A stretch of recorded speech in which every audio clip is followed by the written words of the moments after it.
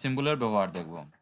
সাধারণত আমরা যে কোনো একটি সেলের সিম্বল যখন ব্যবহার করি তখন সেলটি সিলেক্ট করে তারপর সিম্বলটি দেওয়ার পর সিম্বলটিকে সেই সেলের শেষ প্রান্তে স্পেস বার ব্যবহার করে নিয়ে যাই।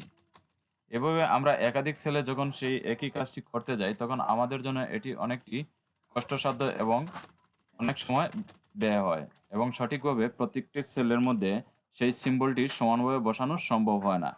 কোনোটি হয়তো কিছুটা সামনে অথবা কোনোটি একটু পিছনে চলে যায়, প্রত্যেকটি সিম্বল সমানভাবে বসে না। তাহলে চলুন দেখা যাক কীভাবে প্রত্যেকটি সিম্বলকে একই সাথে সেলের শেষ প্রান্তে বসানো যায়। তার জন্য প্রথমে আমি এই প্রত্যেকটি সিম্বলগুলো কেটে দিচ্ছি।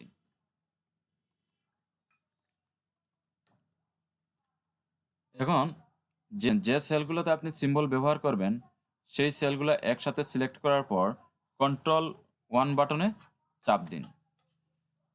Ctrl+1 বাটন চাপার পর আপনার ফরম্যাট সেল আসবে, সেখান থেকে আপনি কাস্টমসে ক্লিক করুন। কাস্টমস থেকে আপনি টাইপের নিচে পাবেন জেনারেল, সেই জেনারেলটি কেটে শিফট কি চাপ দেওয়ার পর আপনি 2 কি প্রেস করুন, তাহলে অ্যাডারেট আসবে। অ্যাডারেটের পর আপনি শিফট কি চাপার পর 8 বাটন নাম্বার কি 8-এর উপর চাপ দিন, সেখানে দেখবেন নাম্বার কি 8-এর উপরে স্টার সিম্বলটি আছে, তারপর স্পেস। এখন আপনি সিম্বল ব্যবহার করবেন।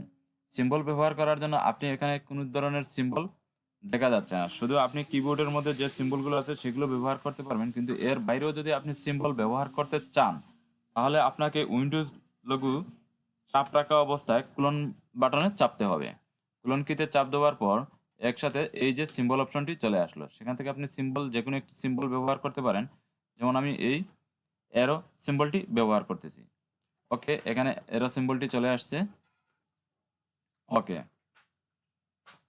আবার আপনি এই সিম্বলগুলো যদি পরিবর্তন করতে চান ঠিক একইভাবে আপনাকে কাজ করতে হবে। Ctrl+1, তারপর আপনি এই সিম্বলটি কেটে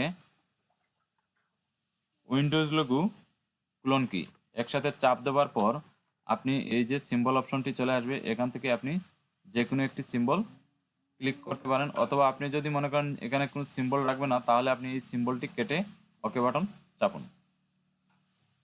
আশা করি ভিডিওটি বুঝতে পেরেছেন। ভিডিওটি যদি ভালো লেগে থাকে অবশ্যই চ্যানেলটি সাবস্ক্রাইব করবেন। ধন্যবাদ, ভালো থাকুন।